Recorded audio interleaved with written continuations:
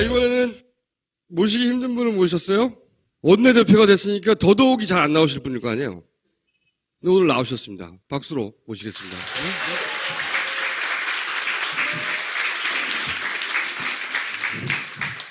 이분이 이 사진으로 유명해요.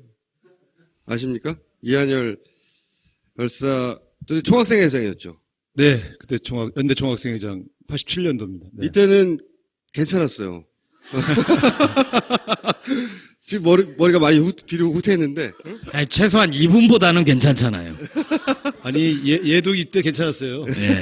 최근에 와서 모친소에서 보니까 너무 못생겼다고 그러는데, 이때만 해도 아주 순수하게 생겼잖아요. 예. 우현 씨. 이때 총학생회 사회부장으로 대규모 집회 사회를 도맡아봤던 투사였습니다. 근데 처음에 노동운동 한다고 학생운동 끝나고 감옥 갔다 와서 그래서 제가 너는 노동운동은 잘 안 어울린다. 문화 쪽으로 끼가 있거든요. 신학과 때부터 해서 이제 탈 쓰고 이제 뭐 그 풍물패하고 그래서 너는 문화운동 쪽으로 가라. 그래서 이제 대학로를 보내가지고 무명 배우를 굉장히 오래 했죠. 그러다가 안 물어본 걸 너무 오래 답하시네요. 아 그러면 대변인을 나보다 하셨잖아요. 이런 얘기를 더 좋아하실 것 같아서 그랬지. 예. 국문과 출신입니다. 모르셨죠? 그리고 그 운동권 당시에 별명이 84 강타였대요. H.O.T가 나오기 전인데. 왜 강타가 된 거예요? 별명이? 그때는 본명을 안 쓰고 그때 운동권들은 다 가명을 썼거든요. 근데 강타는 왜 나온 거 아니에요? 그때 83학번이 우리 그 공부 모임을 이렇게 지도하던 지도 학번인데 그 친구가 이름을 지어준 거예요. 강타. 그 당시 만화 주인공이 강타가 있었대요. 최강타인가? 만화 주인공이. 네. 그리고 삼선에 대고 원내대표가 되신 그 선수치고는 참 대중적인 인기가 없어요. 이런 프로그램이구나. 그리고 또 하나의 특징 몇 가지 읊어보자면 대변인을 굉장히 많이 하셨어요. 대변인을 제가 기억하는 것만 해도 그 김근태 의장실이죠. 그때 대변인 하셨고 그 다음에 손학규 대표, 정세균 대표 때도 대변인 하셨고 문재인 캠프에서 공보 그리고 박원순 시장 때도 캠프 대변인. 왜 이렇게 대변인을 많이 하시는 겁니까? 당 대표가 바뀌면 이제 대변인을 누구 쓸 건가 이렇게 쭉 여론을 수집하는데 주로 기자들한테 물어보면 우상호가 제일 잘한다. 이제서 계속 저는 그때 그런 얘기를 한 적이 없습니다. 대변인 전문이에요, 기자, 진짜. 우리가 먹은 술이 지금 몇 잔인데 이렇게. 야, 진짜 왜 그런 거예요? 그거 모르죠. 뭐 쓴 사람들이 근데 실제로 제가 대표님들한테 물어보면 잘생겼다니 무슨 소리를. 감사합니다. 감사합니다. 우리 국민들이 훨씬 현명해요. 근데 그 기자들에게 서비스를 잘한다. 그러니까 이제 숨기지 않고 얘기 잘해주고 또 뭐 그런 거 아닐까? 좀 내가 내 입으로 말하기 좀 그렇잖아요. 그런 거. 그렇게 해오라고 하는 거예요. 지금 기회를 드린 겁니다. 그래서 지금도 그래서 이제 대변인 출신의 당 원내대표가 됐는데 저희 당이 그 이전에 당 대표나 원내대표가 그 좀 언론하고 소통이 좀 부족했어요. 근데 제가 되고 나서 옛날식으로 쭉 접근을 하니까 지금 이제 요 최근에 보도 보시면 최근 한 달 사이에 더불어민주당을 비판하는 기사가 많이 줄어들었지 않습니까? 네. 아니, 기사량 자체는 사실 적지 않아요. 근데 일면으로 이슈 메이킹을 하는 건 박지원 원내대표가 많이 하고 있어요. 그죠? 네, 뭐. 밀리고 있는 거 아닙니까? 원내대표 대결에서. 그런데 사실은 이제 제가 원내대표 되고 나서 제일 주력한 건 두 가지인데요. 하나는 우리 더불어민주당 내에 고질적인 계파 갈등 기사를 없애는 거예요. 맨날 친노 비노. 그러니까 그런 기사가 나올 때마다 우리 지지층들이 상처를 받거든요. 그래서 그런 것들을 좀 없애야 되겠다. 최근 한 달간 저희 당 관련된 기사 중에서 친노 비노 갈등 기사가 최근 10년 사이에 한 달간 없었던 건 처음입니다. 그거는 본인이 잘해서가 아니라 진짜 갈등이 없어서 그런 거 아니에요? 사람이 안 봐. 굴하지 말고 하고 싶은 말씀 하시면 돼요. 원내대표인데. 원내대표. 원내대표만 아니면 벌써 몇 번 들이박았어요. 근데 아니, 그거는 제가 압니다. 실제로 그런 것에 굉장히 제가 많이 주안점을 뒀고요. 두 번째는 이제 이 우리 당에게 더 씌워진 이미지 중에 그 민생은 챙기지 않는다, 무능하다 이런 이제 이 야당답지 못하다. 그래서 그걸 바꾸기 위해서 이제 민생으로 이슈를 확 전환시켜서 계속 그쪽으로 지금 밀고 가고 있는데 아직 뭐 한 달밖에 안 돼서 성과가 뚜렷하지는 않습니다만 그런 문제인식들이 지금 반영되고 있는 과정이다. 이렇게 좀 그러면 평가해 주셨으면 좋겠습니다. 또 원내대표. 우상호 원내대표님의 특징 중에 하나는 이 계보가 없다. 네. 계파에 속하지 않았다. 이런 얘기를 많이 들어요. 실제로 그렇죠. 그렇죠. 실제로 어떤 계파의 보스가 당 대표를 해도 대가 다 대변인을 했지 않습니까? 지금 말씀한 것처럼 정동영, 정세균, 김근태, 손학규, 문재인, 박원순. 네. 다 다양하신 분들이잖아요. 비위를 잘 맞추는 건가요? 아니면 그거는 거꾸로 특색이 없이 양지만 쫓는다. 아니. 이거, 나이스! 아, 혹시 이 프로그램 중간에 퇴장하신 분이 있나요? 많아요. 예. 저는 제가 한 번도 먼저 당직을 맡겠다고 요청한 적이 없어요. 늘, 그만하고 싶다. 또 대변인이냐. 대표 하지만 시켜주면 바로 해. 그럼 어떻게 하려는데. 그게 항상 꼬시는 방법이 있어요. 당대표가 되면, 우 의원, 대변인 좀 제가 또 해요. 지난번 그 사람하고 하고 나도 안 해? 이렇게 접근하고. 두 번째, 당이 어려운데, 당을 헌신해야지. 이렇게 얘기하면, 안 한다고 그러면 당을 버리는 건가? 그리고 지난번 그 사람하고는 하고, 당신하고는 안 한다 그러면 삐지겠구나. 이런 이제 인간적 고민도 있죠. 그래서 저는 대변인 하면은 제 지역구에서, 여기가 제 지역구입니다. 환영합니다, 여러분. 여기 서대문. 동네에서는 그랬어요.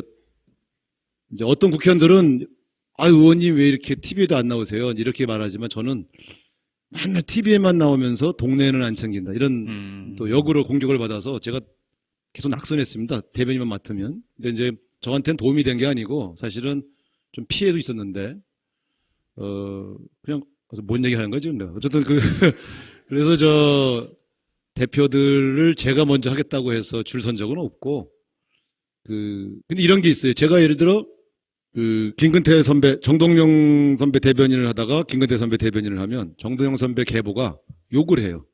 자기들 도울 땐 이쁘다 하다가 우리를 돕다가 김근태한테가 정동영과 김근태 사이가 나쁜 거 알면서 뭐 이런 식으로 또 쳐다보는 거예요. 그러다가 또 손학규 대변인을 하면 한나라당에서 온 사람한테가 줄 서?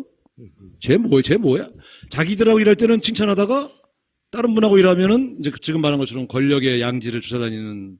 그럼 대변인을 하다 보니 오히려 계보에서 안 껴준 건가요? 아무도? 아니 제가 어디 그분들하고 일을 해도 그분들에게 완전히 복속돼서 일한 적은 없어요.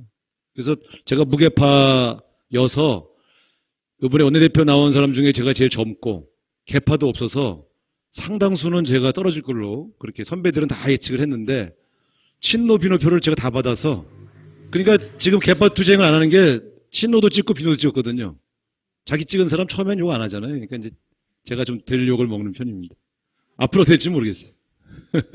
뭐 계보라고 해서 부정적으로 볼 게 아니라 자신하고 정치적 사고방식이나 보는 관점이 비슷하고 하면 같이 뭉쳐 다니게 되고 네. 그걸 또 계보라고 부르게 되고 이런 건데 아무도 끼워주지 않던가요? 그게 아니, 엄밀히 얘기하면 계보가 없는 건 아니죠. 계보는 아니지만 386 학생운동권 출신의 정치인들 그건 뭐 그룹이 있는 거죠. 예, 그 하나의 계층이고. 그거는 그렇죠. 그거는 이제 그거는 정치 오기 전부터 같이 만났던 그렇죠. 이제 그룹이고 정치권에 와서 그나마 친하신 분이 누구예요? 그러면 내가 그러면 저하고 제일 친한 사람은 아무래도 이인영, 임종석, 송영길, 김영춘 이런 과거에 이제 네. 같이 감옥 비슷한 가고 세대에 감옥 가고 운동하던 분들인데 예, 여기는 이제 사회운동도 같이 했고 재야운동도 같이 했고 감옥도 같이 갔고 요즘 이제 안희정 지사 같은 경우도 감옥 동기니까요, 저랑. 감옥 동기. 제가 그 인연으로 술마된 표현을 쓰세요. 빵동기 뭐 이렇게 얘기하잖아요. 이 빵이라 그러면 요즘 분들 모르시더라고요. 아. 감옥이라 그래야 되지. 근데 그래서 제가 안희정 지사의 함진앱입니다. 그래서 예, 아니, 근데 의회는 의회였어요. 계보도 없죠. 그렇죠? 특별히 대중적 인기도 없죠. 대변인만 줄기차게 했죠. 그리고 삼선. 그리고 굉장히 강성 발언을 한 것도 아니에요. 그죠? 특별히. 언론이 주목하면, 예를 들어 정청래 의원은 떨어지든 붙든 주목을 받잖아요. 발언을 세게 하고 그러니까. 그런 신적도 없고. 근데 됐어요, 원내대표에. 슬슬 분노 게이지가 올라가고 있어. 제가 원내대표가 굉장히 제가 높은, 일당의 원내대표에다가 굉장히 높은, 잘 모르시겠지만 굉장히 막강한 자리입니다, 여기가. 이렇게 좋아하는 거 봐요. 되게 힘든 자리예요. 되고 싶다고 되는 게 아니고 의원들, 동료들이 뽑아줘야 되는 거거든요. 실력 아는 사람들이 이렇게 뽑았다는 거니까 실력이 있다는 얘기잖아요. 의외죠? 좋은 얘기 하나 했더니 또. 예. 자, 이렇게 같이. 이분은 별로 안 좋아하시는 것 같은데, 표정이. 제가 이 추호 선생이라고 부르거든요. 추호 김종인 선생. 잘 모르시죠? 파파에서 안 보셨어. 네, 예, 하도 예. 추호도 안 된다, 추호도 아. 생각 없다고 해가지고 저희는 다 추호 선생이라고 부릅니다. 호가 추호인데. 자, 그럼 좀 어려운 질문. 좀 가까이서 겪어보니까 김종인 대표는 어떤 분이에요? 글쎄, 저하고는 합이 잘 맞아요. 저는 이런 생각을 합니다. 이제, 우리 김종인 대표도 그렇고, 최운열, 이번에 당선자, 초선인데, 제가 개인적으로 최운열 당선자하고 대화를 하는데, 이런 말씀을 하시더라고요. 자기가 주류경제학자였고, 자기는 신자유주의를 설파한 주류경제학자였다. 근데, 자기가 그런 정책을 설파하고 그런 이론을 전파한 결과, 내 제자들이 실업자가 되고 직장을 잃었다. 나는 잘못 살았다. 그것을 만회하기 위해서 내가 정치권에 와서 기존에 있는 신자유주의적 정책을 바꾸는데 내가 기여해야 되겠다. 이런 말씀을 하셨어요. 그래서 제가 보수적이고 주류 경제학자로서 기존의 재벌 대기업들을 옹호하는 이론을 폈던 사람이 지금의 이 정글화된 우리 사회를 보면서 반성하고 이걸 남은 여생을 그걸 바로잡기 위한 일을 해야 되겠다라고 생각해서 정치를 했다. 이런 말은 저는 좀 감동이 있었어요. 그래서 저 사람이 과거에 어떻게 살았는가를 가지고 끊임없이 괴롭힐 수도 있지만 지금 내 제자들이 실업자의 생활을 살고 있는 것을 바로잡기 위해서 나는 나머지 인생을 이 시장의 정글화된 시장을 공평하고 공정한 경제로 만들기 위해서 일해야 되겠다라고 마음먹었다는 데에서 저는 마음이 확 풀렸어요. 그래서 김종인 대표가 갖고 있는 경제 민주화나 기존의 이 대한민국의 시장 경제에 대한 문제인식은 오히려 우리 당에 있는 진보적인 정치인들 못지않게 굉장히 강렬하다. 네, 그런 것들을 우리가 좀 평가하시고. 그런 것은 네. 좀 평가할 만하다. 네. 과거의 이력은 물론 우리가 또 비판도 해야 되지만 그래서 저는 그런 측면에서 우리가 저런 분을 끌어안지 못하고서 어떻게 내년도 대선에서 승리할 수 있겠단 말인가 이런 생각을 하죠. 예. 근데 이분이 본인이 직접 대선에 나간다고 하는 얘기가 요즘 나오잖아요. 대권 주자. 신문 안 보시네. 오늘 처음 들었다는 표정입니다. 아니 뭐 정치는 이제 다 개인의 선택이고 자유니까 네. 누구 해라 하지 그런 마라. 언론적인 얘기 말고. 예? 그건 모르셨죠? 그전에는 그런 생각 하시는지. 그런 얘기 처음 듣는데. 근데 그걸 자꾸 옆에서 기자들이 부추기는 거 아닐까? 부추겨서 나간다고요? 매일 앉아서 같이 회의하는 사람인데 나한테 자꾸 물어보면 뭐라고 그래 내가 여기서. 괜찮아요. 김종인 대표가 이 프로를 안 보니까 네. 누군가 전달할 거 아니. 전달도 안 할 것 같아요. 아니 대한민국이요. 정치권에서 일어나는 대부분의 싸움은요. 서로 마주보고 진짜 앞에서 싸우는 게 아니에요. 다 옆에서 그렇죠. 전달해줘서 싸우는 거예요. 근데 전달할 때 꼭 꼬아서 얘기해요. 예를 들면 내가 이렇게 얘기합니다. 김종인 대표가 대선에 출마하지 않으실 겁니다. 그러면 누가 일러바실지게요. 대통령 자격이 없답니다. 그렇지 이런 식으로 얘기해요. 예. 김보혁 출마 자격이 기자가 없다는데요? 이런 식으로 했을 거야 옛날에. 근데 아니면 대선에 나가셔야 된다. 또 이렇게 얘기하면 대선에 나가시래요 이렇게 얘기하는 게 아니에요. 노욕에 가득 찼다는 그렇죠, 얘기가 이런 식으로. 예. 그래서 감정이 상합니다. 그 사람 괜찮게 봤는데 나에 대해서 그런 식으로 얘기를 해? 그러면 전화하면 되잖아요. 오상호 씨, 당신 그렇게 나한테 얘기했어요? 이렇게 물어보면 되는데 안 물어봐요. 네가 나한테 그런 얘기를 했어? 그러니까 사실 그렇게 말하지 않은 사람은 저 사람이 왜 자기를 싫어하는지 잘 몰라요. 네. 그래서 이 정치권 여의도 정치 안에는 너무나 많은 이간질 집단들과 이간질하는 요소들, 특히 여러분 아시잖아요? 아까 뭐 종편 뭐 이런 것도 하던데 이 수없이 많은 이간질 사유가 있는데 친노 비노 싸움도 가만히 보면요. 맞아요. 그렇게 이간질 시켜서 싸움 부추겨서 감정 상한 일이 더 많아요. 그리고 문재인 안철수도 그래요, 사실은. 두 사람 사이에 간격이 벌어진 것도 그 영향도 굉장히 크다고 보고, 그렇긴 한데, 이분 나갑니까, 근데? 집요해. 예. 자, 그러면은, 예. 김종인 개인이 아니라, 곤란하다고 하시니까, 대표와 원내대표 사이니까 곤란할 수도 있어요. 총선 체제에서 김종인 체제에서 여러 가지 일을 했는데, 그 중에 이제 특징 지을 수 있는 게 초반에 컷오프를 왕창 했잖아요. 그건 어떻게 평가하세요? 돌이켜보면. 글쎄, 저는 처음에 김종인 대표를 문재인 대표가 모시고 올 때, 좀 걱정했어요. 우리 당을 잘 모르시는데, 과감한 혁신을 할 수 있을지 몰라도, 이 현실 적합성이 좀 떨어지는 그런 어떤 편견이나 선입견이 있을 수 있다. 근데 제가 두 사람 자를 때는 반발했어요. 다른 사람 자를 때는, 이해를 한다 하는데, 첫 번째가 이해찬, 정청래 두 사람인데, 제가 그때 언론에 인터뷰도 했습니다만, 정청래 의원의 그 공갈 발언이 과연 막말이었을까? 예. 그러니까, 정청래 의원이 저랑 워낙 친합니다. 제가 건대 그 조통위원장 할 때부터 봐가지고. 근데 이 친구가 대전 보문고등학교 출신인데 문학회 출신이에요. 시 써가지고 상도 받았어요.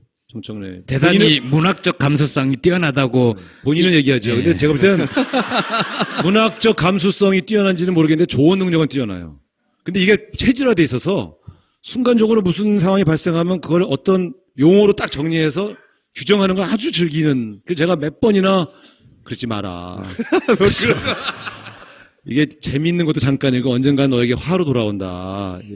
특히 너를 둘러싼 언론 환경이 너무 안 좋다. 근데 공갈 탁 나올 때 제가 이게 막말은 아니지만 뭔가 이렇게 빌미를 준다. 상대방의 심정을 후벼팔 수 있기 때문에 요거 걸리겠다. 총선 앞두고라. 아니야 다를까 그게 딱 이제 징계 사유가 돼서 제가 마포 가서 술을 한 3번 같이 먹었는데 술값도 제가 냈어요.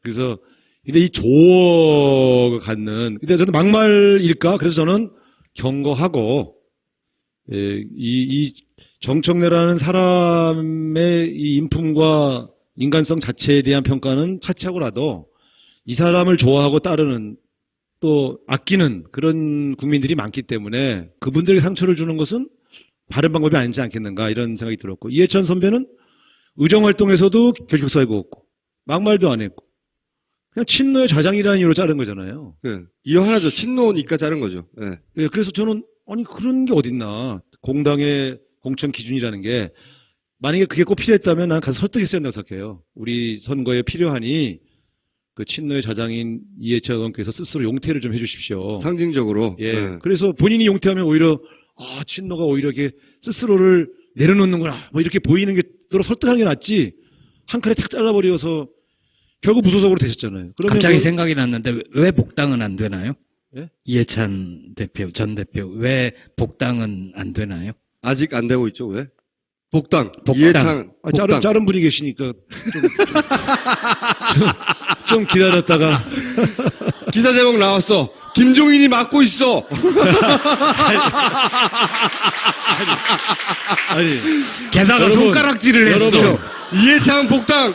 김종인이 맡고 있어. 여러분 보셨죠? 이런 식으로 이간질을 김어준까지 이간질을. 예. 근데 복당이 되긴 되는 거죠. 저는 복당 언젠가 되시겠죠. 네. 대선 때 같이 힘을 합쳐서 같이 해야죠. 근데 당장 안 되는 이유는 당장 이제 김종인 대표하고 껄끄러워서 그런 거예요? 아니 실제로? 그거는 제가 물어보지도 않았어요. 누가 결정하는 거죠, 복당은? 심사위원회가 있어요. 심사위원회가 있는데 복당 심사위원회가 있는데 아무래도 이제 저런 정도 거물급의 복당은 이제 당 지도부들이 상의를 좀 해야죠. 누가 당 지도부잖아요. 그러네. 네. 상의해 보겠습니다. 지금 거론이 별로 안 되고 있는 거죠. 예, 지금은 워낙 원구성 협상 뭐 큰 현안들이 워낙 많아서 정신이 없어서요. 조금 아마 시간이 지나면 문재인 대표하고 김종인 대표하고 같이 갈 수 있나요? 보기 어때요? 벌어진 것 같아요. 벌어질 것 같아요. 네, 아니 벌어졌다는 게 뭐 이렇게 서로 감정이 상해서 나쁘다 이런 게 아니라 몇 가지 과정 속에서 이상하게 그 두 분 만난 다음에 오해가 좀 생겼어요. 근데 그거를 이제 또 어른이시니까 조금 이제 마음이 다 풀리신 것 같지는 않은데 그러나 저 어른들은 뭐 그 정도 갖고 뭐 안 만나고 그런 건 아니니까 지금도 전화하시는 것 같던데 보니까. 이 프로그램 어렵네. 아니 뭐든지 말씀하셔도 돼요. 말씀하시고 나서 이 민감한 대목이니까 이거는 편집해달라. 그 부분만 딱 살렸어요. 그 부분만 살려서. 그러면 나와서 아니 근데 사실은 저는 이런 말씀 좀 드리고 싶어요. 그러니까 문재인 안철수 두 분이 단둘이 만나고 나서 또 안 좋았잖아요. 그렇죠. 김종인 문재인 두 분 만나고 나서 좀 안 좋았잖아요. 네. 내가 들여다 보면 양쪽 얘기 들어봤거든요. 그렇게 감정 상할 얘기들이 아닌데 이상하게 별것도 아닌데 자꾸 기사는 부풀려지고 그것 때문에 더 감정 상하고 그래서 그 측근들이 더 부풀리고 이런 게 좀 있어요. 근데 저는 그래서 정치가 자꾸 실종돼 간다. 서로 대화하면 대화할수록 풀리고 더 좋아져야 되는데 그런 면에서는 우리 정치 지도자들이 이 뭔가 대화법을 바꾸든지 뭘 어떻게 해서 이게 만나면 풀려야 되는데 만나서 오히려 꼬이는 거 이게 참 문제인 것 같아요. 그런 것들을 좀 고쳐 나갔으면 좋겠다는 생각 정도에서 이 대목은 좀 넘어갑시다 빨리. 그러니까 우상호 나는 안 그런데 나는 소통을 잘하는데 그럼 언제 대선 출마하십니까? 본인도 대선 그 두 가지 종류가 있다면서 정치인이 국회의장을 목표로 하는 사람과 대통령을 목표로 하는 사람 크게 나누면 그렇지 않아요. 국회의장 목표로 하는 사람 없어요. 대통령 해보려도 안 되니까 국회의장 하는 거예요. 그렇긴 한데 어느 시점에는 그렇게 갈려진다. 지난주에 여기 정세균 의원 오셨었는데.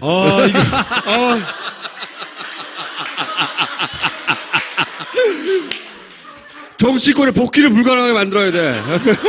아니 여러분 제가 원내대표 된 다음에 언론사 한 10군데하고 인터뷰했고 아침마다 라디오 인터뷰하고 오늘도 JTBC 나갔다 왔고 난 이런 자리는 처음이야. 이런 거. 이런 게 어딨어. 그래도 제1대 원내대표 앉혀놓고 완전히 뭐 완전히 선배들하고 완전히 다상하게 생겼네. 제가 생각하기에는 그동안 총수가 정치인 나왔을 때 이 정도의 예우를 갖춘 적이 처음이에요. 그 원내대표라서 지금 부드럽게 하고 있는 중이에요. 언제 대통령 할 거예요? 본인의 정치 일정이 있을 거 아니에요. 그죠? 근데 이렇더라고요. 제가 이전에 이제 점잖은 얘기 하려고 한 게 아니라 대통령병 걸리면 바로 가더라고요. 네. 그러니까 이런 게 있어요. 이제 좀 인기가 있어지잖아요. 그럼 옆에서 당신 대통령하고 좋겠어. 막 이렇게 얘기해서 그래? 한번 해볼까? 저희 아까 안철수 대표 얘기했는데요.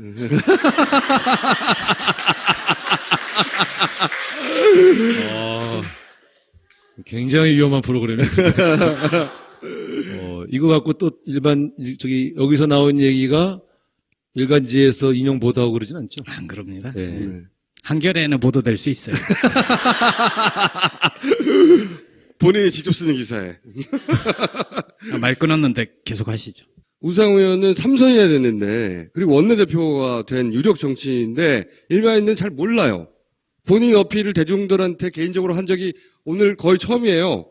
그래서 개인을 좀 알고자 하는 거죠. 원내대표 우상호뿐만 아니라 정치인 우상호는 어떤 사람이냐. 그 대통령 언제 하고 싶냐고요. 아니 제가 말씀드리지만 진짜로 우리같이 총학생회장 출신들은요. 20대 초중반에 화려한 스포트라이트를 받고 살아서요. 사실 알게 모르게 좀 약간 의시되는 게 있어요. 그러니까 정치권에 처음 와서 자기도 모르게 좀 의시된 게 있어요. 그러니까 주변의 사람들이 뭐 총학생회장 출신이면 다야. 근데 우리는 그렇게 쳐다보는 거를 한 1, 2년 지날수록 몰랐어요.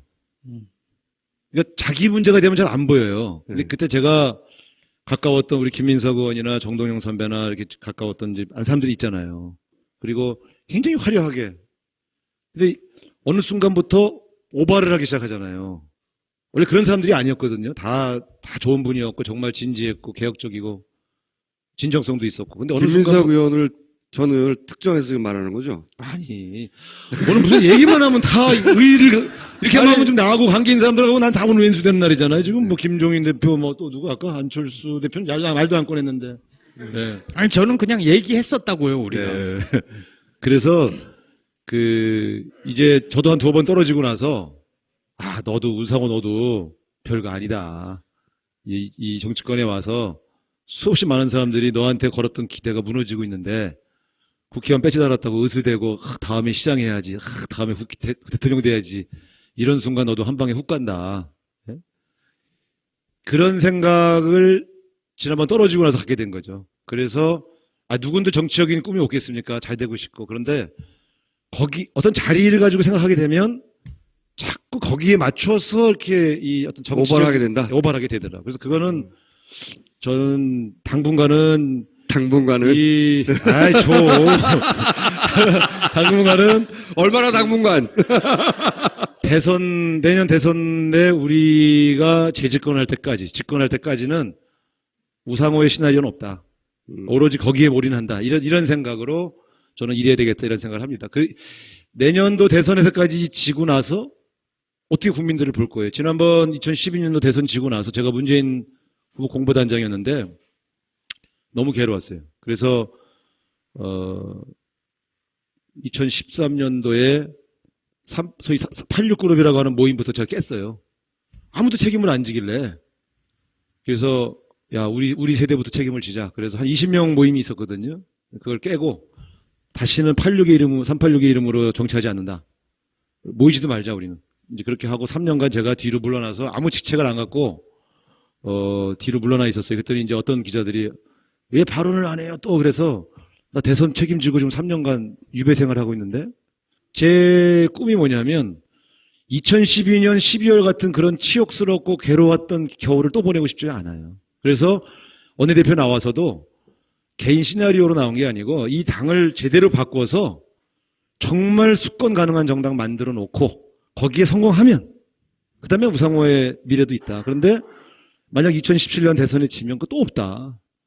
그러려면 한 2년 정도는 정말 이악 물고 싸워야 된다. 이런 생각을 갖고 있죠. 그래서 이제 그러면 대통령 안 할 거예요? 또 이렇게 물어볼 것 같은데 꿈은 있으나 다음 대통령 선거까지 우리 당 후보를 도와서 당선시켜 놓고 그 다음에 우리 세대들이 경쟁하는 그런 것들이 좋지 않겠나 이런 생각을 갖고 있습니다. 네.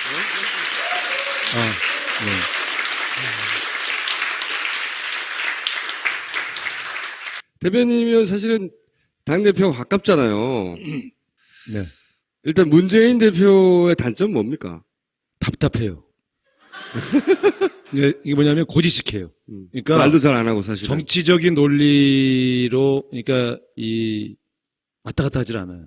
근데 어떨 때는 옆에서 조언하는 입장에서는 답답할 때가 있어요. 이런 거는 조금 이렇게 타넘어서 좀 유연하게 우리가 흔히 말하는 이제 여의도식 표현으로 하면 정치력을 발휘해서 이런 거는 좀 이렇게 대변하고 이런 건 이렇게 했으면 좋겠는데 이게 옳습니까? 이렇게 얘기해요.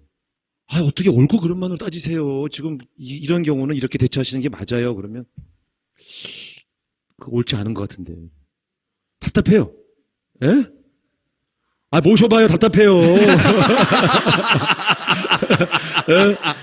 보는 사람들은 멋있죠. 옆에서는 답답해. 왜냐하면 하루하루 새로운 기사를 만들어내야 되는데 그 진정성을 국민에게 전달하려면 또 약간의 포장도 있어야 유연한 되고. 접근도 필요해요. 근데 사전에 회의할 때 보면 아주 답답해. 근데 지나고 나면 그렇지 문재인 후보가 표를 의식해서 이렇게 왔다 갔다 했으면 나도 언젠가 싫어했겠다 이런 생각도 들긴 하지만 일단 대구 봐야 될 거 아니오. 예? 참. 그래가지고 그런 것들이 주는 이제 갈등이 있죠. 옆에서 같이 조언하고 어떤 역할을 맡은 참모 입장에서는 그래도 지금 당장의 여론으로 보면 좀 이렇게 대응해 주시면 훨씬 더 반응이 좋을 것 같은데 하는 그런 아쉬움들이. 장점은 뭡니까 그러면? 거꾸로. 잘생겼잖아요. 진정성 같아, 진정성. 그러니까 장점은 잘생긴 것뿐. 근데 제가 보면 사람이 생긴 대로 이렇게 그런다고 그러잖아요. 근데 그 성정이 얼굴에 드러나는 것 같아요. 제가 볼 때 그 문재인의 진정성은 나는 굉장히 높이 평가하고 싶어요. 옆에서 보면 진짜 국민들 힘들어하면 정말 자기도 힘들어하고 누가 아프면 진짜 아파하고 그런 사람이에요. 그러니까 참 좋은 사람 틀림없어요. 근데 답답해. 그 얼굴에 드러나면 이분은 어떠세요?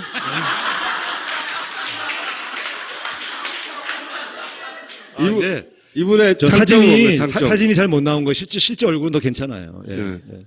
이분의 장점은? 예? 이분의 장점. 아, 전략적이에요.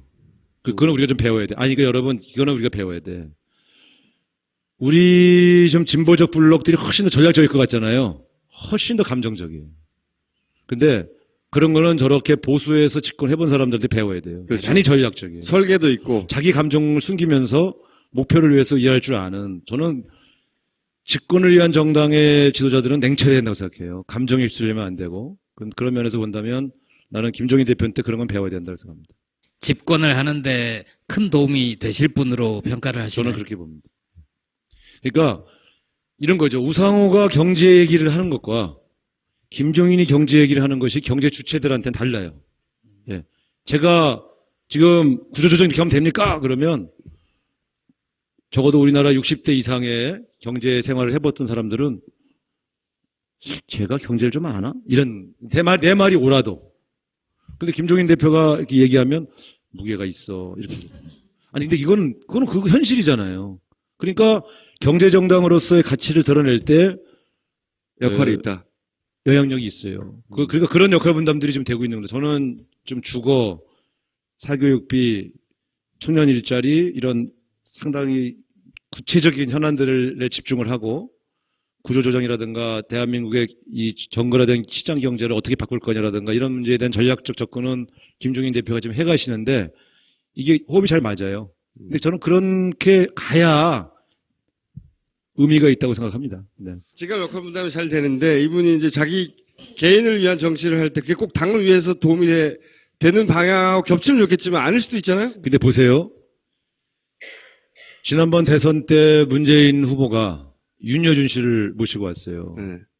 그러니까 문재인의 집권 전략엔 저런 중도 보수적이신 분들이지만 합리적인 판단을 가지고 우리와 같은 생각을 가지고 나라를 바꿔보자는 사람들이 더 많이 참여한다는 인식을 갖고 있는 거잖아요. 근데 저는 그런 집권 전략에 동의하는 겁니다. 윤여준 전 장관은 서포터로 오신 거고 이분은 자신이 선수가 되려고 하는 순간부터는 차이가 있다는 거죠. 라이벌이 되고 라이벌일 경우는 때리기도 해야 되거든 문재인을. 우리가 이제 정치할 때는 이제 분석가들은 이런저런 가능성을 다 분석해서 미리 예측해서 미리 비판도 해놔야 되고 그래야 될지 모르지만 저는 정치를 볼 때는 그 사람이 현재 어떻게 얘기했냐 이걸 토대로 비판해도 비판하고 그래야 되는 게 맞다고 봐요. 대선에 나올 가능성이 있다고 의심하면서 그 의심 때문에 공격을 하는 거는 아니 미리 공격하라는 건 아닌데 옳지 않다고 생각해요. 네, 미리 공격하라는 건 아니고요.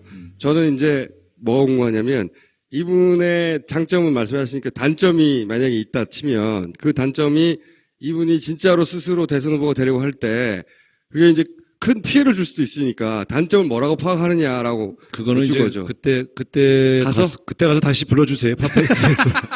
왜 이렇게 개헌 얘기를 할까요? 의도가 있을 거 아닙니까? 실제로 개헌에 대해서는 여야를 막론하고 개헌이 필요하다고 생각하는 분이 아주 많아요. 근데 문제는 그분들이 생각하는 개헌의 방향이 다 틀려요. 그렇겠죠. 어떤 분들은 내각제 개헌을 원하는 분이 있고 어떤 분들은 이원 집정부제 개헌을 원하는 분이 있고 어떤 분들은 그냥 정부 통령제 개헌. 대통령 중임제 얘기하기도 네, 하고. 그 중임제 얘기하는 정부 통령제는 중임제 개헌하고 연결되어 있는 사안인데요. 그건 그만큼 우리 사회가 87년 체제에서 많이 변화됐기 때문에 그때 만들었던 헌법적 질서가 지금 현실과 안 맞는다고 하는 그런 판단들이 기본적인 판단 베이스죠. 그러니까 근데 이제 제가 개헌을 주장한다고 그래서 무조건 비판적으로 볼 건 아닌데 개헌이 가능하겠냐?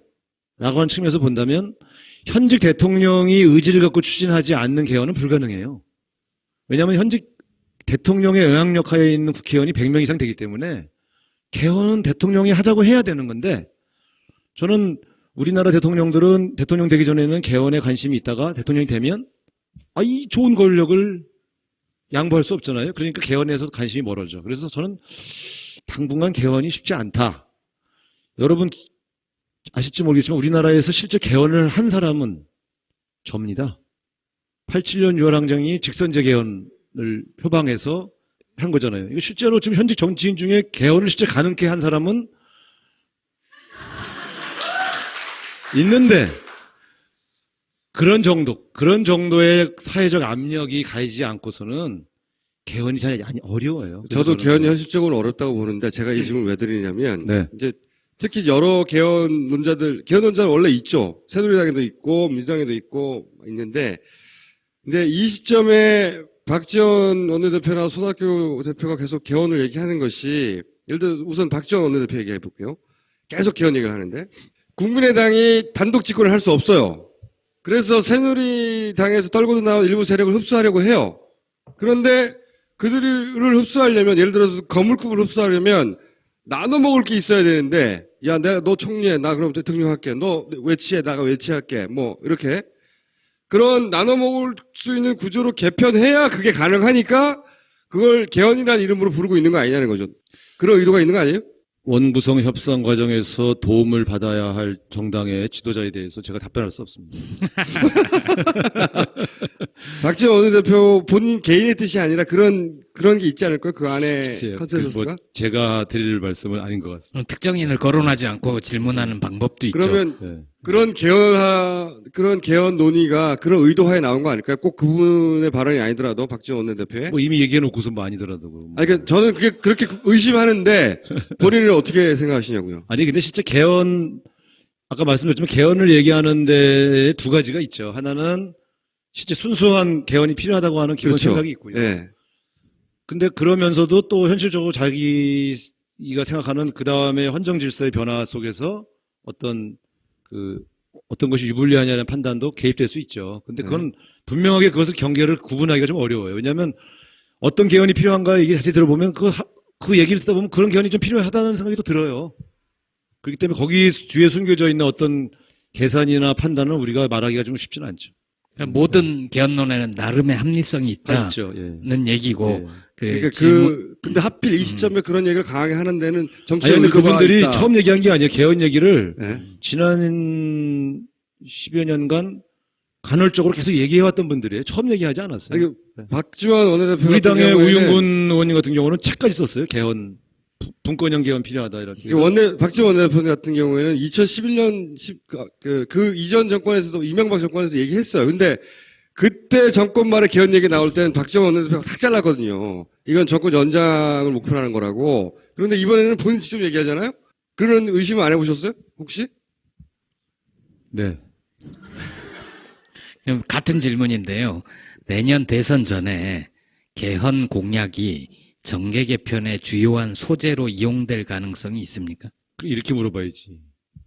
그건 익숙한 방식의 질문이니까 그런 거예요. 같은 질문인 거예요.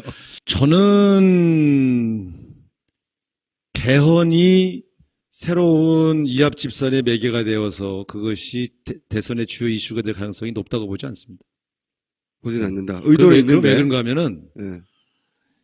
이미 특히 이제 국민의당발 개헌을 말씀하시는 거잖아요. 그것이 네. 혹시 그 국민의당을 중심으로 한 새로운 세력의 재편에 그게 이제 새누리도 돌파구가 되지 예. 않겠는가 하는 말씀이신데, 새누리도 물밑에서 얘기가 있는 거죠. 서로. 제 말의 전제는. 그게 개헌이 매개는 아닌 것 같아요. 예, 그래서 제가 볼 때는 왜 그런가 하면 안철수 대표가 개헌 얘기 안 하시잖아요. 그거는 본인이 그렇게 지금 안 할 뿐이지. 박지원 원내대표가 오로지 개인의 뜻만으로 그 얘기를 계속 주구장창 한다는 것도 이상하잖아요. 그럼 말려야지. 만약에 저는 개헌 얘기는 안철수 대표와 박지원 대표가 상의해서 나온 얘기라고는 보지 않아요. 예, 그런 면에서 전체 구도라고 보지 않으신다. 예, 지금의 이 제왕적 대통령제에 대한 문제인식은 안철수 대표도 갖고 계신 것 같은데, 그러나 그렇다고 해서 그 세력을 이합집산시키기 위한 매개로 개헌론을 쓸 것 같지는 않은데. 그러니까 믿기죠. 너 손학규 당신 총리해. 응? 실권 총리하고 그리고 내가 대통령 할 테니까 뭐 누구 오라고 그러면 만약에 그런 급이 와야 그림이 커지는데 그런 급이 올라오면 뭘 줘야 될 거 아닙니까? 그럴 때 그릴 수 있는 그림 아니에요. 저는 근데 왜 제가 이 말에 동의하지 않는지 근거를 말씀드리면요. 그러니까 유력한 대통령 후보들은 어떤 형태로든 자기의 단독 집권을 꿈꾸고 그것을 그렇죠. 위한 준비들을 하게 되어 있지.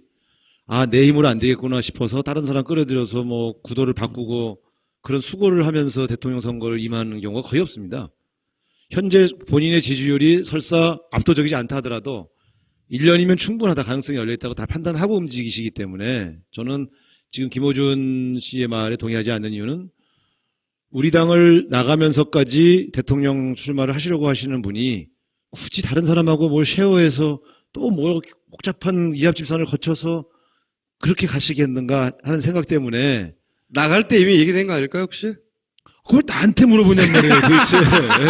나한테 얘기하고 나가셨냐고. 자, 그럼 이렇게 네. 질문을 바꿔볼게요. 이제 가정이긴 한데, 예를 들어서, 반기문 대통령, 안철수 총리, 안철수 대통령, 오세훈 총리, 신났어, 신났어. 이런 식의 조합을 치고 나온다. 그러면 민주당은 어떻게 대응하죠? 잘할게요. 잘할게요. 예. 이 정당을 운영하고 그 책임을 지고 있는 사람들이요. 자꾸 저런 시나리오에 현혹되면 안 돼요. 그러면 자기 체질 개선을 못 해. 그러니까 그렇지. 우리 당이 왜 지금까지 단독 집권에 계속 실패했냐면요. 자기 체질 개선을 안 하고 위기 때마다 바깥에 있는 세력을 불러서 통합해갖고 당명 바꾸고 서쪽으로 넘어간 거예요. 말은 혁신과 통합이지. 혁신을 안 해요. 통합해서 잠깐 선거 때 인기 반짝해서 선거 때 재미 보고 그 다음엔 옛날 당하고 똑같아. 그런 식으로는 집권할 수 없어요. 대선 후보를 언제 뽑습니까, 민주당이? 어떤 절차를 거쳐서? 어떤 후보들이 있죠? 그리고 문재인 대표 외에? 원내대표 선거하면서도 제가 그 얘기를 계속 던졌는데 대선 후보 경선을 내년 상반기 이내에 해야 된다. 정동영 후보를 10월 달에 경선을 했어요. 아무것도 할 수가 없었어요. 10월 달에 후보가 되고 나서. 문재인 후보를 8월 말 9월 초에 했는데 캠프 짜는데 한 달, 공약 만지는데 한 달. 그러나서 바로 후보도 아니라 문재인의 정책과 비전을 국민에게 설파할 시간이 없었어요. 한 번도 방문하지 못한 시군이요. 50개가 넘었어요. 강원도 같은 경우는요. 강릉, 춘천, 원주 한 서너 군데밖에 못 갔어요. 아니 대통령 후보가 되겠다는 사람이 그때 박근혜 후보는 전 군 단위를 2바퀴 다 돌았어요. 한 군을 면 단위를 쳤어요. 쳤다는 말은 유세를 하거나 만났다는 얘기입니다. 예, 전문 용어입니다. 근데 문재인 후보는 가보지도 못한 군이 허다해. 그게 다 충북 강원이에요. 진짜 충청도 강원이에요. 여기서 왕창 졌잖아요. 9월, 10월에 경선하자고 하는 사람은 정권 잡지 말자는 소리. 노무현 대통령이 4월 달에 경선을 했는데요. 후단협이 그렇게 흔들었어도요. 다 다녔어요. 울면서 다녔어요. 네. 여의도 정치가 흔든 거지 그분이 방문한 지역에서는 사랑해주는 분들이 계속 모였어요. 그렇게 하지 않고 집권할 수 없어요. 대통령을 뽑는데 아니 국회의원도요. 자기 사는 골목 한 번도 안 왔다 가면 안 찍어요. 주택가 아예 사시는 분들 말고 좀 이렇게 좀 말 좀 퍼뜨리는 사람은 우상호가 여기를 안 왔다가 여기를 무시하네. 그래 안 찍어요. 근데 하물며 대통령인데. 그러니까 상반기 중에 경선을 끝내놓지 않으면 전국을 못 돌아요. 그렇기 때문에 저는 누가 후보가 되는가는 저는 누가 돼도 상관없는데 상반기에 해야 된다. 누구에게 유불리 떠나서 해야 된다. 두 번째, 여러분 문재인 후보가 우리 당 후보가 될 거라고 100% 보세요? 저는 그렇게 생각하지 않아요. 모르는 거예요. 새로운 도전자가 있는 거잖아요. 그러면 모르는 거지. 정치가 어떻게 결과가 정해져 있는 게임을 합니까? 김부겸 후보도 있고 안희정 지사도 있고 박원순 시장도 있고 누가 될지는 모른다. 저는 그렇게 봅니다. 누가 될지는 모르는데 내년 상반기 이내에 빨리 결정해야 된다. 그렇죠. 네. 그래야 그분을 전국을 돌면서 그분이 갖고 있는 비전, 정책, 대한민국 어떻게 바꿀 건가, 국민들에게 무엇을 드릴 것인가, 이 사람의 정치 철학은 무엇인가, 이런 걸 계속 얘기하고 다녀야 되잖아요. 그래서 저는 상반기 중에 해야 된다고 생각합니다. 그리고 누가 될지 모르는 게 좋죠, 사실은. 그렇게 역동성이 있어야죠, 경선은. 네. 그러면 개인 자격으로 당신의 정치적 미래를 얘기하는 거는 대선이 끝난 다음에 물어봐야 되겠네요.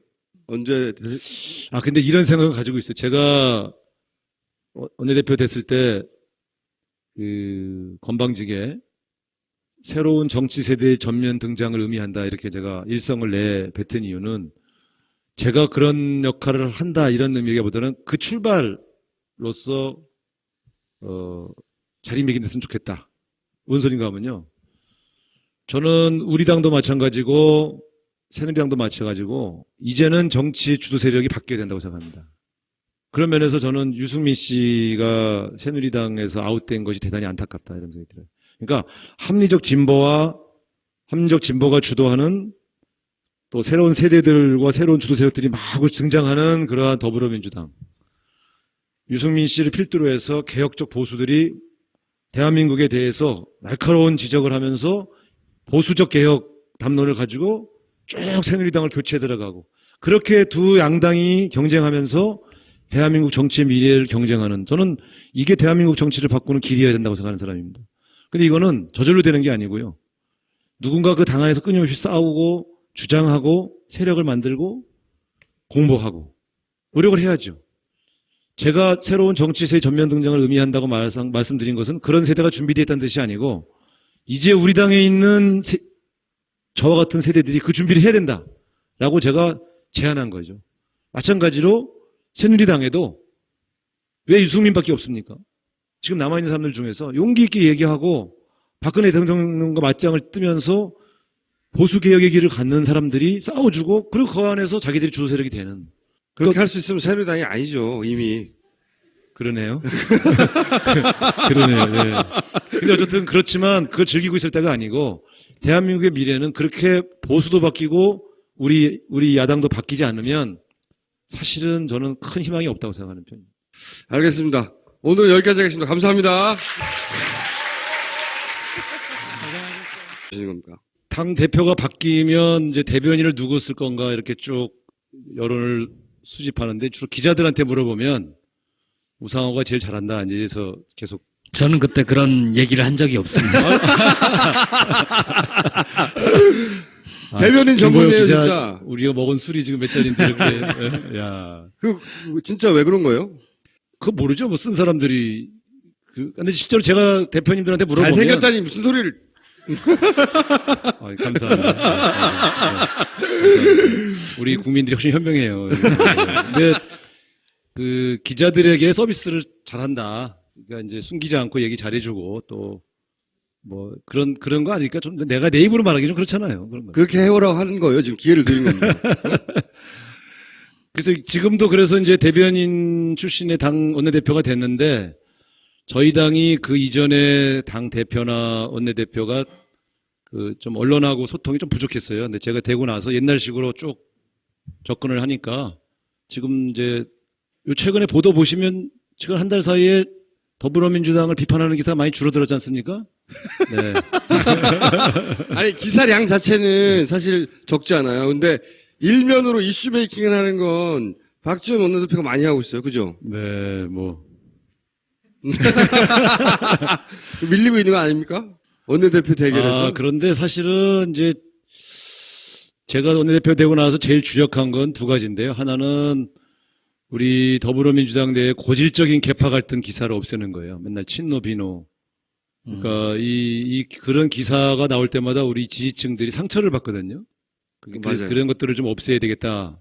최근 한 달간 저희 당 관련된 기사 중에서 친노 비노 갈등 기사가 최근 10년 사이에 한 달간 없었던 건 처음입니다. 그거는 본인이 잘해서가 아니라 진짜 갈등이 없어서 그런 거 아니에요? 사람이 안 봐. 굴하지 말고 하고 싶은 말씀 하시면 돼요. 이거 원내대표인데. 원내대표는. 내가 원내대표만 아니면 벌써 몇 번 들이박았어요. 근데 아니, 그거는 제가 압니다. 실제로 그런 것에 굉장히 제가 많이 주안점을 뒀고요. 두 번째는 이제 이 우리 당에게 더 씌워진 이미지 중에 그 민생은 챙기지 않는다, 무능하다 이런 이제 이 야당답지 못하다. 그래서 그걸 바꾸기 위해서 이제 민생으로 이슈를 확 전환시켜서 계속 그쪽으로 지금 밀고 가고 있는데 아직 뭐 한 달밖에 안 돼서 성과가 뚜렷하지는 않습니다만 그런 문제인식들이 지금 반영되고 있는 과정이다. 이렇게 좀 그러면 평가해 주셨으면 좋겠습니다. 또 우상호 원내대표. 우상호 원내대표님의 특징 중에 하나는 이 계보가 없다. 네. 계파에 속하지 않았다. 이런 얘기를 많이 들어요. 실제로 그렇죠. 그렇죠. 실제로 어떤 계파의 보스가 당 대표를 해도 제가 다 대변인을 했지 않습니까? 지금 말씀한 것처럼 정동영, 정세균, 김근태, 손학규, 문재인, 박원순. 네. 다 다양하신 분들이잖아요. 비위를 잘 맞추는 건가요? 아니면 그거는 거꾸로 특색이 없이 양지만 쫓는다. 아니.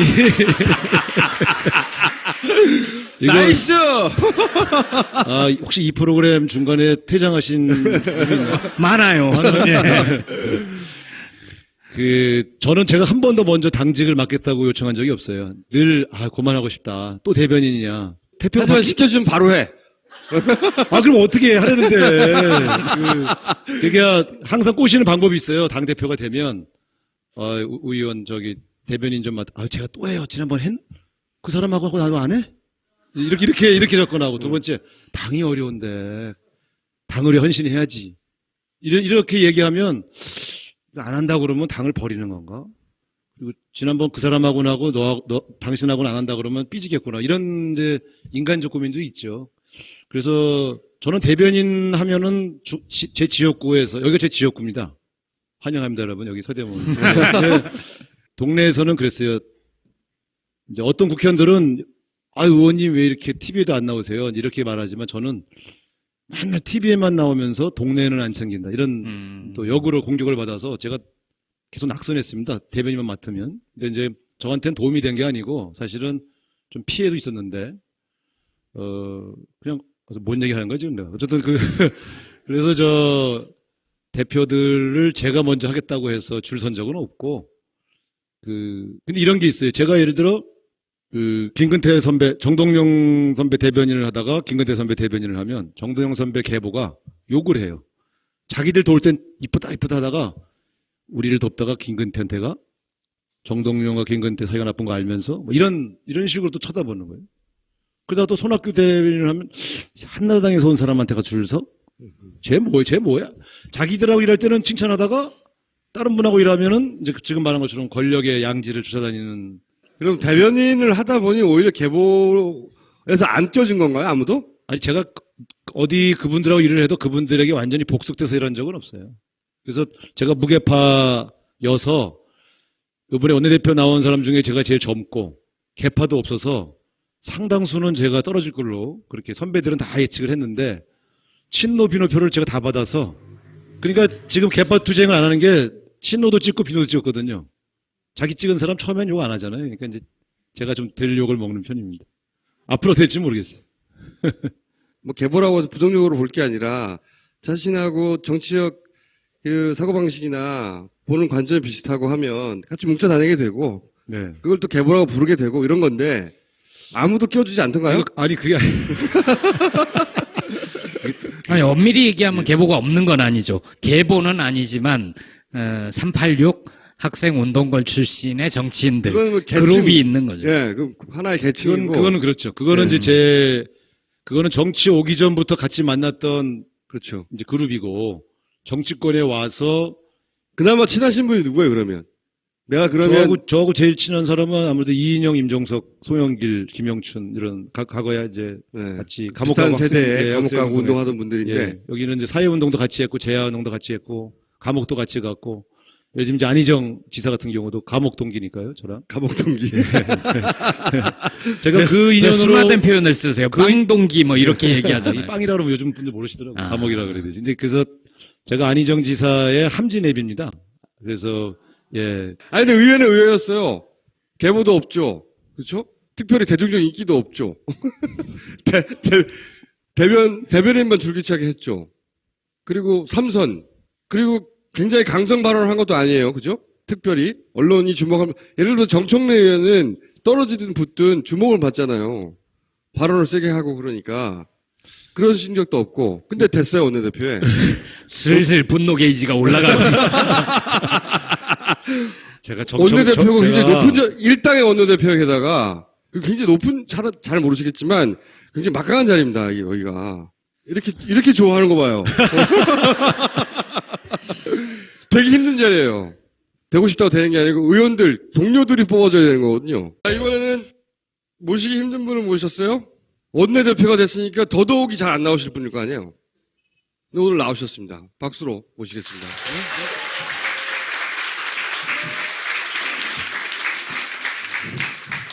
이분이 이 사진으로 유명해요.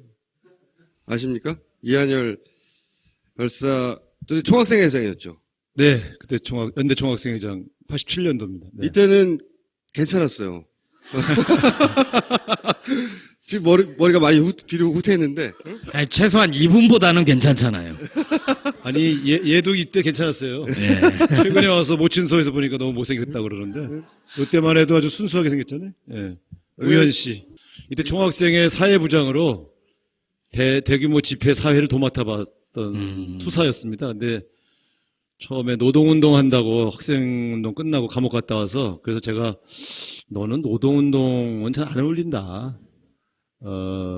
문화 쪽으로 끼가 있거든요. 신학과 때부터 해서 이제 탈 쓰고 이제 뭐 그 풍물패하고 그래서 너는 문화운동 쪽으로 가라. 그래서 이제 대학로를 보내가지고 무명 배우를 굉장히 오래 했죠. 그러다가 안 물어본 걸 너무 오래 답하시네요. 아 그러면 대변인을 나보다 하셨잖아요. 이런 얘기를 더 좋아하실 것 같아서 그랬지. 예. 국문과 출신입니다. 모르셨죠? 그리고 그 운동권 당시에 별명이 84 강타였대요. H.O.T가 나오기 전인데. 왜 강타가 된 거예요? 별명이? 그때는 본명을 안 쓰고 그때 운동권들은 다 가명을 썼거든요. 근데 강타는 왜 나온 거 아니에요? 그때 83학번이 우리 그 공부 모임을 이렇게 지도하던 지도 학번인데 그 친구가 이름을 지어준 거예요. 강타. 그 당시 만화 주인공이 강타가 있었대요. 최강타인가? 만화 주인공이. 예. 그리고 삼선에 대고 원내대표가 되신 그 선수치고는 참 대중적인 인기가 없어요. 이런 프로그램이구나. 그리고 또 하나의 특징 몇 가지 읊어보자면 대변인을 굉장히 많이 하셨어요. 대변인을 제가 기억하는 것만 해도 그 김근태 의장실이죠. 그때 대변인 하셨고 그 다음에 손학규 대표, 정세균 대표 때도 대변인 하셨고 문재인 캠프에서 공보 그리고 박원순 지지장 때도 캠프 대변인. 왜 이렇게 대변인을 많이 하죠? 실력 아는 사람들이 이렇게 뽑았다는 거니까 실력이 있다는 얘기잖아요. 의외죠? 좋은 얘기 하나 했더니 또. 예. 자, 이렇게 같이. 이분은 별로 안 좋아하시는 것 같은데, 표정이. 제가 이 추호 선생이라고 부르거든요. 추호 김종인 선생. 잘 모르시죠? 파파에서 안 보셨어요. 네, 예, 하도 예. 추호도 안 된다, 추호도 생각 없다 그래가지고 저희는 다 추호 선생이라고 부릅니다. 호가 추호인데. 자, 그럼 좀 어려운 질문. 좀 가까이서 겪어보니까 김종인 대표는 어떤 분이에요? 글쎄, 저하고는 합이 잘 맞아요. 저는 이런 생각을 합니다. 이제, 우리 김종인 대표도 그렇고, 최운열, 이번에 당선자, 초선인데, 제가 개인적으로 최운열 당선자하고 대화를 하는데, 이런 말씀을 하시더라고요. 자기가 주류경제학자였고, 자기는 신자유주의를 설파한 주류경제학자였다. 근데, 자기가 그런 정책을 설파하고 그런 이론을 전파한 결과, 내 제자들이 실업자가 되고 직장을 잃었다. 나는 잘못 살았다. 그것을 만회하기 위해서 내가 정치권에 와서 기존에 있는 신자유주의적 정책을 바꾸는데 내가 기여해야 되겠다. 이런 말씀을 하셨어요. 그래서 제가 보수적이고 주류 경제학자로서 기존의 재벌 대기업들을 옹호하는 이론을 폈던 사람이 지금의 이 정글화된 우리 사회를 보면서 반성하고 이걸 남은 여생을 그걸 바로잡기 위한 일을 해야 되겠다라고 생각해서 정치를 했다. 이런 말은 저는 좀 감동이 있었어요. 그래서 저 사람이 과거에 어떻게 살았는가를 가지고 끊임없이 괴롭힐 수도 있지만 지금 내 제자들이 실업자의 생활을 살고 있는 것을 바로잡기 위해서 나는 나머지 인생을 이 시장의 정글화된 시장을 공평하고 공정한 경제로 만들기 위해서 일해야 되겠다라고 마음먹었다는 데에서 저는 마음이 확 풀렸어요. 그래서 김종인 대표가 갖고 있는 경제 민주화나 기존의 이 대한민국의 시장 경제에 대한 문제인식은 오히려 우리 당에 있는 진보적인 정치인들 못지않게 굉장히 강렬하다. 네, 그런 것들을 우리가 좀 평가하시고. 그런 것은 네. 좀 평가할 만하다. 네. 과거의 이력은 물론 우리가 또 비판도 해야 되지만 그래서 저는 그런 측면에서 우리가 저런 분을 끌어안지 못하고서 어떻게 내년도 대선에서 승리할 수 있겠단 말인가 이런 생각을 하죠. 예. 근데 이분이 본인이 직접 대선에 나간다고 하는 얘기가 요즘 나오잖아요. 대권 주자. 신문 안 보시네. 오늘 처음 들었다는 표정입니다.